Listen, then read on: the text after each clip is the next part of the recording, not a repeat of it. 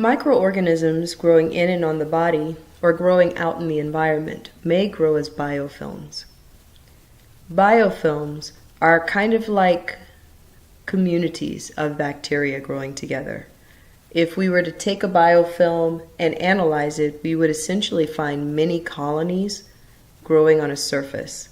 And we would find that the different bacteria growing in these colonies in the biofilm would have different functions, so there'd be a lot of heterogeneity. These microbes are kind of held together by a special kind of glycocalyx called extracellular polymeric substance. It forms like a sticky kind of covering on the bacteria. And if you remember back to our discussions on the glycocalyx, you'll probably know that this extracellular polymeric substance has a lot of function. It can prevent phagocytosis of the cells by the immune system, if we're talking about a biofilm in the body. It can serve as a permeability barrier, actually protecting the bacterial cells inside the biofilm from antibiotics or chemicals that are outside of the biofilm. This extracellular polymeric substance can also trap nutrients, as we've discussed. One thing that can happen in this particular type of glycocalyx is that DNA can be shared from one cell to another, promoting the swapping of genes. Now, the extracellular polymeric substance is largely water, so a biofilm is considered to be a hydrogel. And the bacteria that are inside of the biofilm are extremely protected. So consider that when antibiotic treatments are administered for an infection and you have a biofilm growing, that those antibiotics may have difficulty getting through or permeating or diffusing into the EPS, that extrapolymeric substance. We know that for some antibiotics, they'll actually form a shell around a biofilm because the antibiotics are too large to actually diffuse into the extrapolymeric substance and reach bacterial cells. In this case, the bacteria inside the biofilm are doubly protected because they're protected from the antibiotic by the extrapolymeric substance, and then the antibiotic forms the shell around the biofilm, further protecting it. Let's see, we've already mentioned nutrient sharing. A big thing that you'll want to remember is that biofilms, because you have all of this extrapolymeric substance, they tend to be protected against physical force. So removal of biofilms is incredibly difficult. Just say trying to flow disinfectant or antiseptic across a biofilm to dislodge it won't work. You usually have to put some elbow grease into your efforts to actually remove a biofilm. And even then, the biofilm may still grow back. You may be familiar with how difficult it is to get rid of a biofilm if you've ever tried to clean, let's say, a pot that has been collecting water, or a bowl that's been collecting water for some time. Maybe it's one that you forgot outside, or maybe it's the bottom of a pet dish. You know that if you rub your fingers along the bottom of the pet dish, or maybe it's the water that's accumulated behind the faucet at your sink, you know that if you run your finger along these surfaces, it feels kind of slimy, maybe even a little sticky. That's a biofilm. You also know that it takes a fair amount of physical force to actually remove that biofilm from those surfaces, and that the biofilm will likely grow back within a matter of days. Biofilms also protect bacteria in them from exposure to changes in pH and chemicals. Now, an interesting phenomenon that we see with biofilms is something called quorum sensing. So probably 30, 40 years ago, the scientific community didn't know that bacteria can actually talk with one another.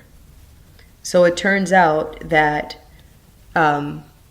bacteria have their own languages and that they can coordinate activities using these languages. and the process where colonies, these little mini colonies in a biofilm, communicate one with another and then launch an effective coordinated effort to accomplish some goal.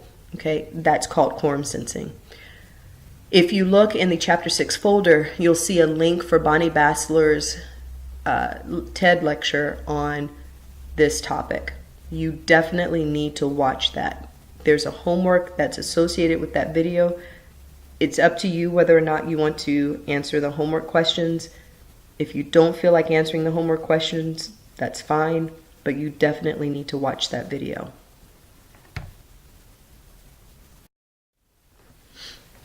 We think that biofilms essentially grow in the following way.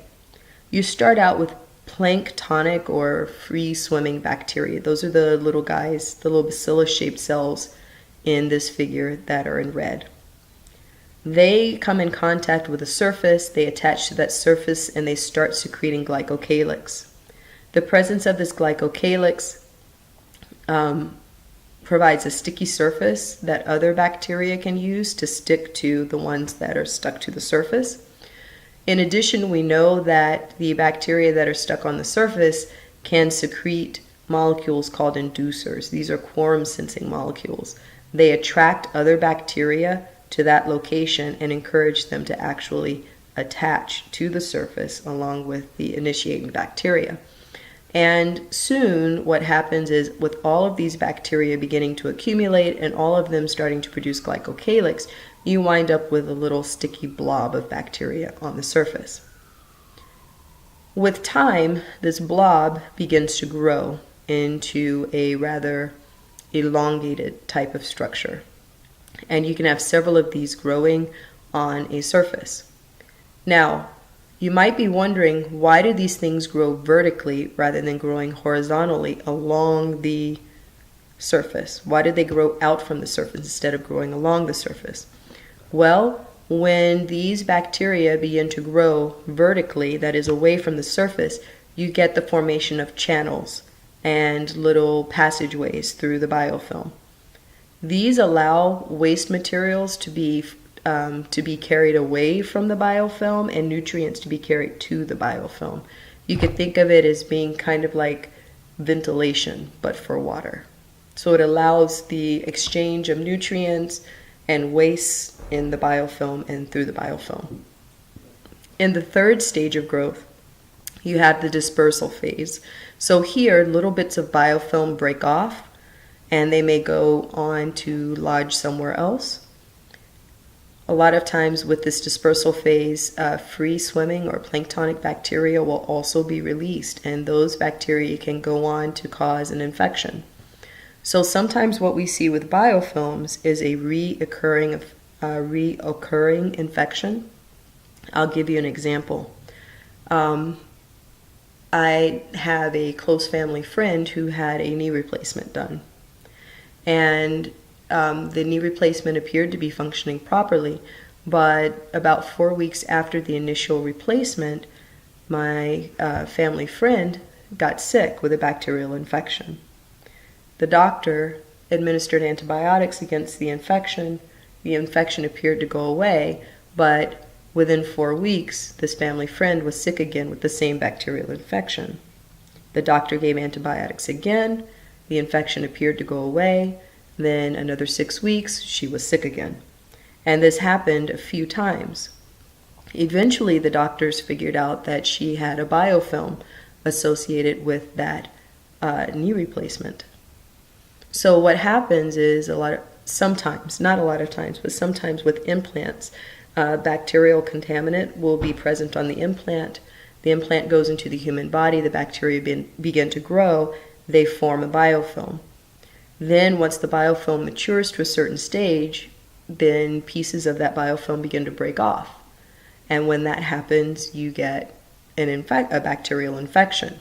The doctor gives antibiotics. The antibiotics clear up the free-swimming planktonic bacteria. It might clean up little bits of biofilm, but it doesn't actually kill those bacterial cells that are in the main originating biofilm. So the person or the patient appears to get better, then another piece of biofilm breaks off. They fall ill with an infection. The doctor gives an antibiotic. Again, that antibiotic treats the planktonic free-swimming bacteria. It treats those small bits of biofilm that broke off, but not the initial source biofilm. And so this happens over and over and over again, leading to reoccurring infections. So it appears that bacteria that are growing in a biofilm are 1,000 to 1,200 times more resistant to microbiocides as antibiotics, antiseptics, and disinfectants than free-swimming bacteria. They're extremely, extremely resistant.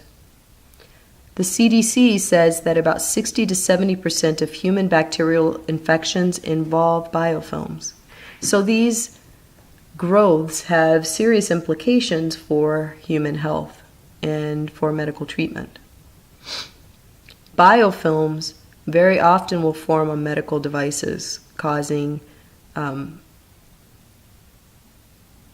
problems when it comes to human health. And unfortunately, these biofilms may be the source of reoccurring bacterial infections. What types of medical devices am I referring to? Well, I'm talking about things that are actually implanted in the body. So heart valves, for example, pacemakers. I described the knee replacement for a family friend. Typically, things that are implanted in the body can grow a biofilm and be a source of illness.